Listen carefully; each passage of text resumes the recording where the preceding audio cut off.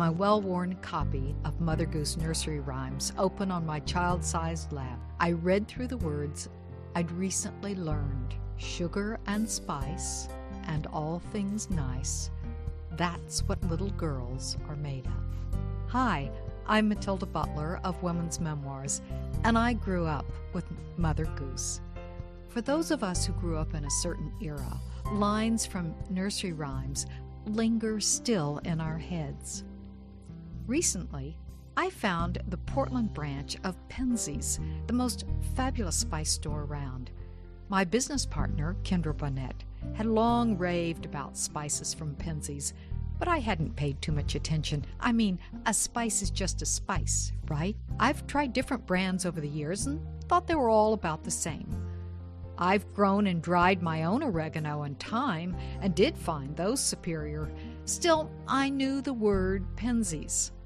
So imagine my surprise when we parked our car to go in Powell's bookstore and I looked across the street and found Penzeys written in white on each window. Well, I made a straight line to the entrance. I'd never seen anything like this before. An entire store devoted to more than 250 spices and seasonings. Since Kendra had mentioned Vietnamese cinnamon, on numerous occasions, I headed over to the cinnamon section. Yes, they have an entire section devoted to cinnamons.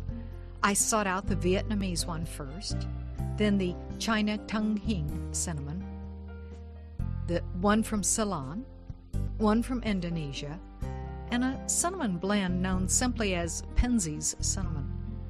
I quickly filled my basket with cinnamons. I was already thinking of oatmeal breakfast, apple crisp, corn cakes, sticky buns. Well, the scent of cinnamon was similar to what I imagined when I read Sugar and Spice and All Things Nice so many years ago. At this point, you're probably wondering what this has to do with a writing prompt.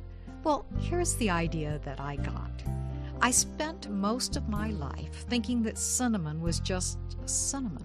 I didn't realize, for example, that a Vietnamese cinnamon is sweet, tastes as if it were mixed with sugar, but it isn't.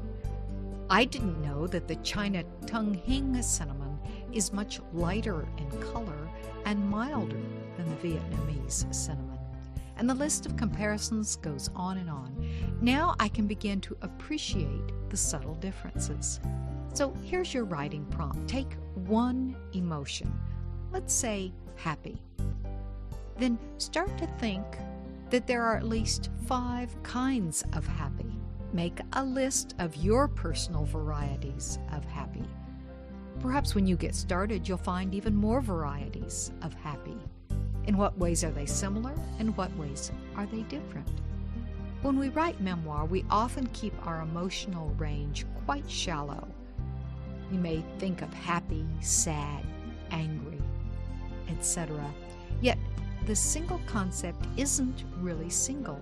Just like all cinnamons are not alike, so not all versions of happy are the same. Now, here's the second part of this writing prompt. This is where you begin to dig deeply. Think about different happy moments. Write about 5 different times. Examine each one. Ask yourself, in what ways were you happy? Why were you happy? What would it take in that particular happiness to make you unhappy? Does that begin to tell you more about the dimensions of happiness?